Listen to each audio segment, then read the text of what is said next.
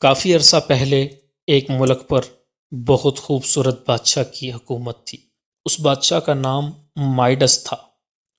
اس بادشاہ کے پاس بے حساب سونا تھا جس سے وہ شہروں کے شہر خرید سکتا تھا۔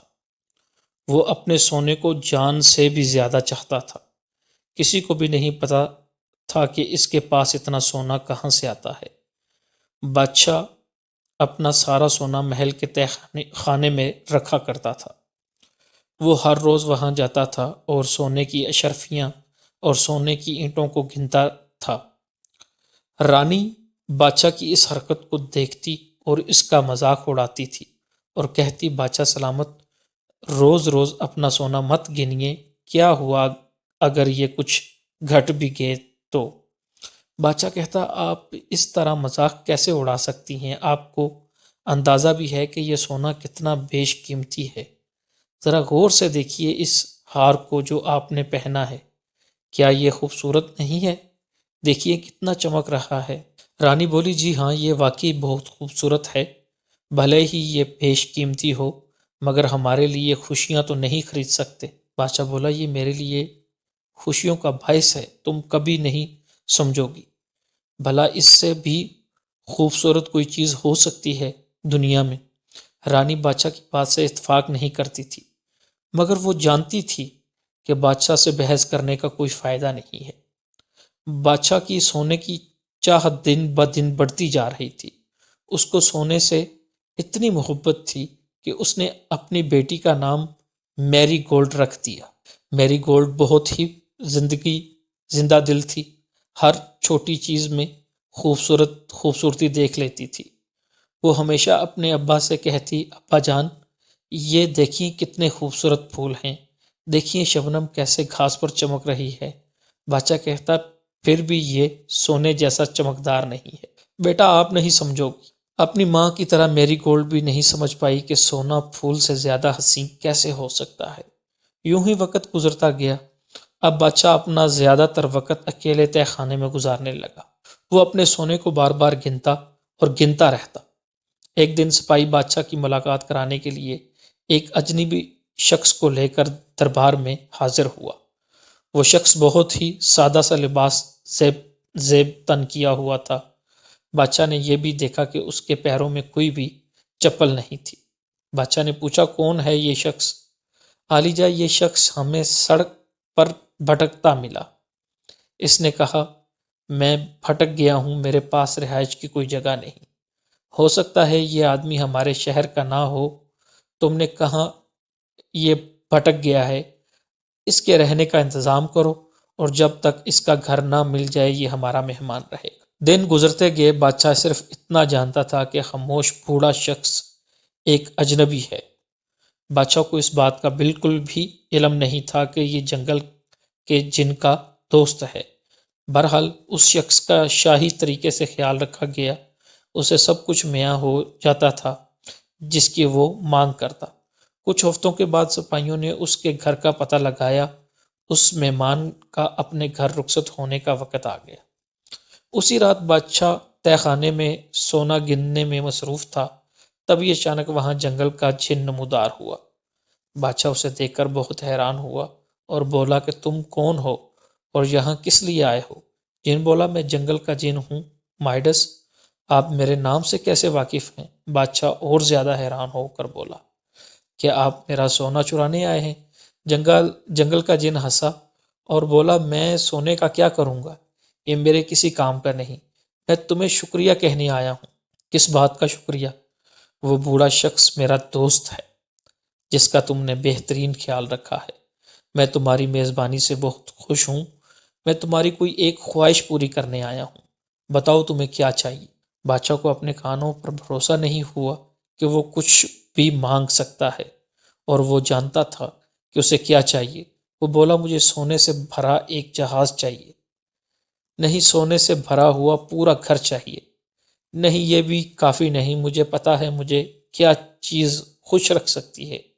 مجھے سونے کی چھونی دے دو، میں چاہتا ہوں کہ میں جس چیز کو ہاتھ لگاؤں وہ خالص سونا بن جائے۔ جن بولا، میں تمہاری خواہش پورے کرنے کا وعدہ کرتا ہوں۔ کل جیسے ہی سورج طلوع ہوگا جس چیز کو بھی تم ہاتھ لگاؤ گے وہ خالص سونے میں تبدیل ہو جائے گی۔ پر یاد رکھنا بادشاہ، تمہاری یہ خواہش تمہیں خوش نہیں رکھ پائے گی، سونا ساری خوشیاں نہیں خرید سکتا۔ بادشاہ ہنسا اور دل ہی دل بولا اس جنگل کے فرشتے کو سونے کی قیمت کیسے پتا چلے گی؟ میں اب ساری دنیا کا سب سے امیر اور خوشحال شخص بن جاؤں گا۔ بادشاہ خوشی کے مارے ساری رات سو نہیں پایا، وہ شدت سے صبح ہونے کا انتظار کر رہا تھا۔ صبح ہوئی، بادشاہ بہت بیتاب تھا یہ جاننے کے لیے کہ اس کے چھونے سے چیزیں سونے میں تبدیل ہوتی ہیں یا نہیں۔ اس نے اپنے بستر کو ہاتھ لگایا تو وہ سونے میں تبدیل ہو گیا۔ پھر بادشاہ ہر اس چیز کو چھونے لگا جہاں تک اس کا ہاتھ جا سکتا تھا۔ اب مجھے اپنا سونا چھپانے کی ضرورت ہی نہیں، بادشاہ بڑبڑاتے ہوئے بولا۔ چلو باہر چلتے ہیں، پوری جگہ کو سونے میں تبدیل کرتے ہیں۔ بادشاہ بڑبڑاتے ہوئے باہر نکل گیا اور وہ ہر چیز کو چھوتا جاتا اور وہ سونے میں تبدیل ہوتی جاتی۔ پھر وہ باغ میں پہنچا اور ہر ایک درخت اور پودے کو چھو کر سونے کا بنا دیتا۔ جگہ جگہ بھاگ کر تھک گیا ہوں، میرے پاس پوری سلطنت باقی ہے۔ سونے میں بدلنے کے لیے مجھے اپنی سلطنت کو دکھانا ہوگا کہ میں کس طرح ہر چیز کو سونے میں تبدیل کر دیتا ہوں۔ لیکن ابھی مجھے بھوک لگی ہے، پہلے کچھ کھا لیتا ہوں۔ بادشاہ یہ کہتا وہاں واپس محل چلا آیا۔ دسترخوان پر بہت سے کھانے سجے ہوئے تھے صرف بادشاہ کے لیے، اور جیسے ہی اس نے پانی پینے کے لیے گلاس کو ہاتھ لگایا وہ سونے میں تبدیل ہو گیا۔ بادشاہ یہ دیکھ کر بہت پریشان ہو گیا، اس کے اندر کا پانی کہاں گیا؟ مجھے بہت پیاس لگی ہے۔ اس نے جیسے ہی کھانے کے لیے کسی چیز کو ہاتھ لگایا وہ بھی سونے میں تبدیل ہو گئی۔ اب بادشاہ بہت ہی خوفزدہ ہو گیا، اور اب میں کیا کھاؤں گا؟ مجھے سخت بھوک لگی ہے، میں سونا کھا اور پی تو نہیں سکتا۔ کیا دنیا کا سب سے امیر بادشاہ بھوک سے مر جائے گا؟ بادشاہ بہت غمگین ہو گیا، وہ وہاں رکھی ساری غذا کو دیکھتا رہا جو سونے کی بن چکی تھی اور اب اس کے کسی کام کی نہیں تھی۔ تبھی اس کی بیٹی باہر سے دوڑتی ہوئی اندر آئی، اور اس سے پہلے کہ بادشاہ کچھ سوچ پاتا اس کی بیٹی دوڑتی ہوئی اس کے گلے لگ گئی، اور جیسے ہی بادشاہ نے اسے دور کرنے کے لیے ہاتھ لگایا تو وہ بھی سونے میں بدل گئی۔ نہیں میری گولڈ، میری بیٹی، یہ کہتے ہوئے بادشاہ زور زور سے رونے لگا۔ میری گولڈ اب ایک چمکدار خوبصورت مجسمے میں تبدیل ہو چکی تھی، جو خوبصورت تھا مگر بے جان تھا، وہ ہل جل نہیں سکتی تھی۔ بادشاہ یہ دیکھ کر پریشان ہو گیا، اس کی عزیز بیٹی اس کے پاس ہو کر بھی اس کے ساتھ نہیں تھی۔ اوہ نہیں، یہ میں نے کیا کر دیا؟ میری گولڈ، مجھے اس طرح کی خوشی نہیں چاہیے۔ بادشاہ زاروں قطار رونے لگا۔ وہ شہر جانے کی طرف دوڑا تاکہ وہ جنگل کے جن سے مدد لے سکے۔ اس نے تہہ خانے میں پہنچ کر زور زور سے جن کو پکارنا شروع کر دیا۔ چند ہی لمحوں بعد وہاں جنگل کا جن نمودار ہوا اور بادشاہ کو مخاطب ہو کر بولا، کیا مسئلہ ہے؟ تم نہایت ہی غمگین نظر آ رہے ہو، ابھی تو کچھ ہی وقت گزرا ہے تمہاری خواہش کو پورا ہوئے، کیا تمہاری کوئی دوسری خواہش ہے؟ اوہ خدایا، میں آپ کے سامنے معافی کی بھیک مانگتا ہوں، ایسی خوشی کس کام کی جو مجھے میری بیٹی سے جدا کر دے؟ میں ان چیزوں کا کیا کروں گا جو خالص سونے کی بنی ہیں؟ میں انہیں کھا بھی نہیں سکتا۔ میں سونے کے پانی کا کیا کروں گا جو میری پیاس نہیں بجھا سکتا؟ میری اصلی خوشی تو میری بیٹی ہے، پر اب وہ کچھ بول نہیں سکتی۔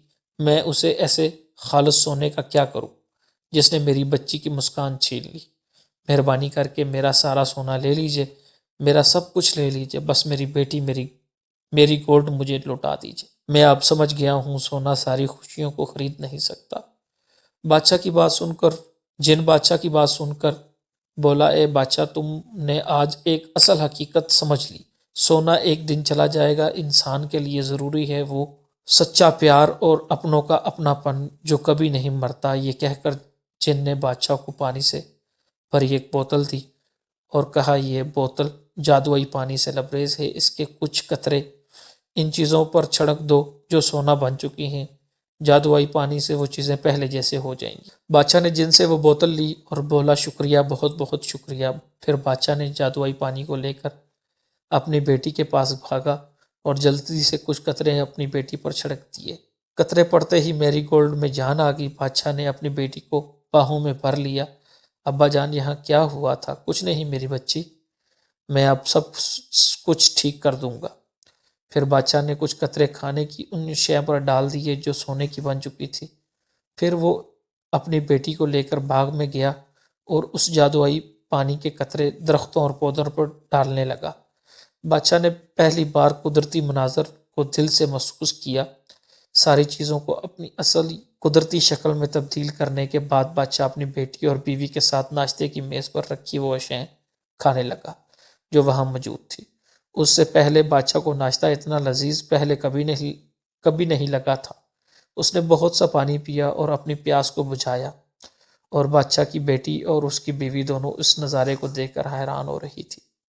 اب بادشاہ نے سونا گننا بند کر دیا تھا جو اس نے تہہ خانے میں محفوظ کر رکھا تھا۔